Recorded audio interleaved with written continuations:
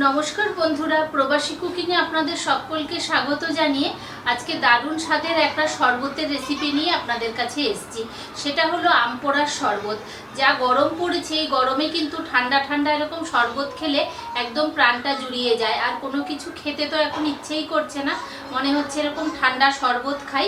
তাই এই শরবতটা আমি আপনাদের সাথে আজকে শেয়ার করব।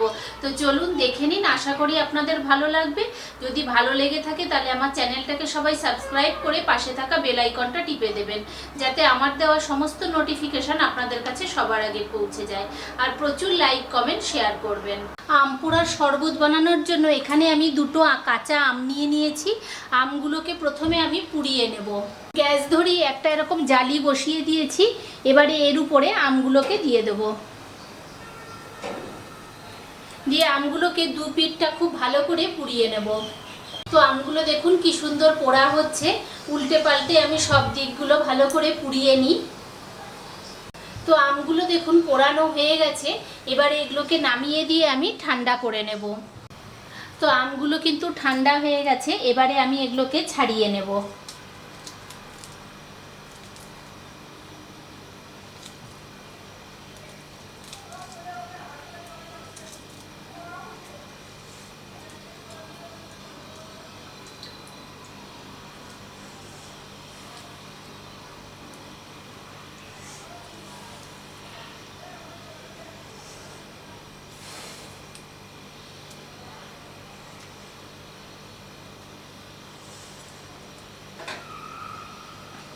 তো একটা আম ছাড়িয়ে নিয়েছি। এইভাবে আমি আমটাকে আগে ছাড়িয়ে নিই। তো আম দুটোকে ছাড়িয়ে নিয়েছি। এবারে আমটাকে আমি এরকম পিস পিস করে নেব। আমি মিক্সিতে পেস্ট করে নেব। আপনারা ইচ্ছা হলে কিন্তু ছাঁকনির সাহায্যেও এটাকে চেলে নিতে পারেন।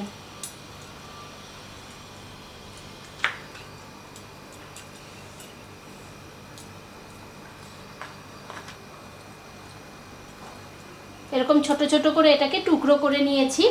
এবারে এখানে একটা মিক্সি নিয়ে নিয়েছি। তো এই মিক্সির মধ্যে আমি এখন এই আমটাকে দিয়ে দেব।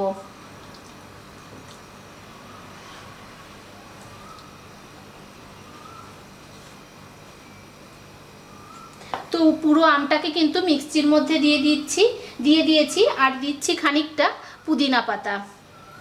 এবারে এর মধ্যে দেব 2 চামচ চিনি। আর দিচ্ছি একটুখানি বিট নুন আর একটুখানি এমনি নুন দিয়ে অল্প একটু জল দিচ্ছি। দিয়ে এর একটা মিহি পেস্ট আগে রেডি করে নেব। পেস্টটা দেখুন রেডি হয়ে গেছে।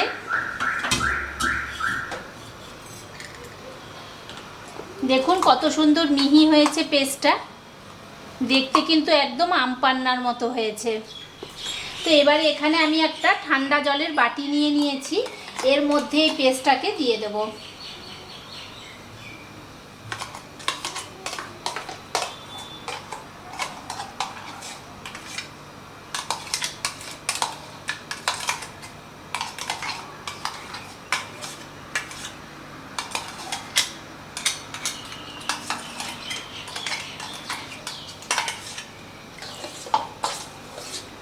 তো দিয়ে এটাকে খুব ভালো করে গুলিয়ে নিতে হবে।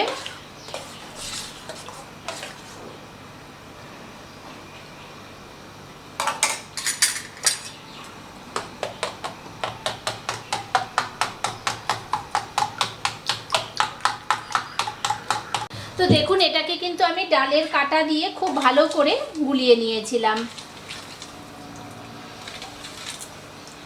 আর এবারে এর মধ্যে দিয়ে দিচ্ছি একটুখানি বরফ।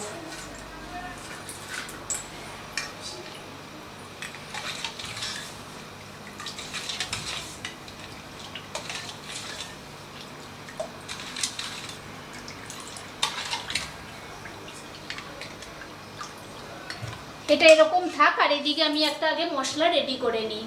মশলাটা রেডি করার জন্য এখানে একটা প্লেট নিয়ে নিয়েছি। আর প্লেটের মধ্যে দিয়ে দিচ্ছি এরকম হজমোলার গুঁড়ো।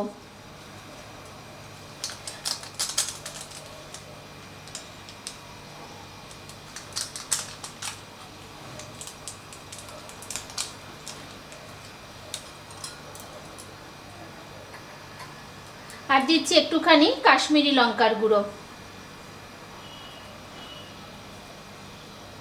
তো এই দুটোকে একটু মিক্সড করে নেব।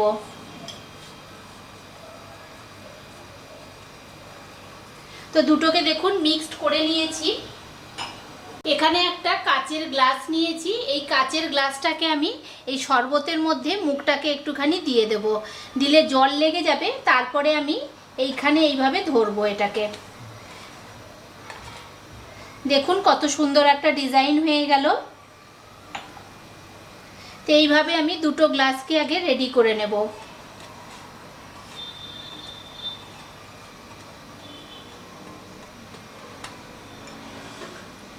তো গ্লাস দুটোকে রেডি করে নিয়েছি।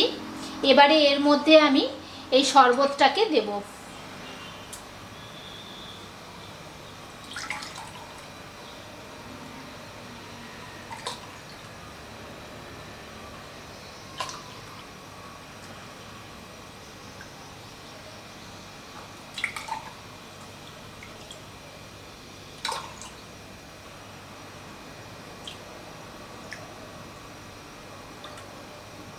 দুটো গ্লাসের মধ্যেই সমান পরিমাণে ওই আমের শরবতটাকে দিয়ে দিয়েছি।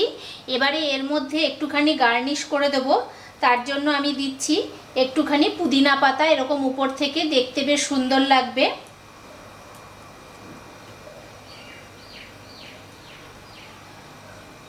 আর এখানে লেবুকে এরকম স্লাইস করে কেটে নিয়েছি, এই লেবুটাকে এখান থেকে দিয়ে দেব।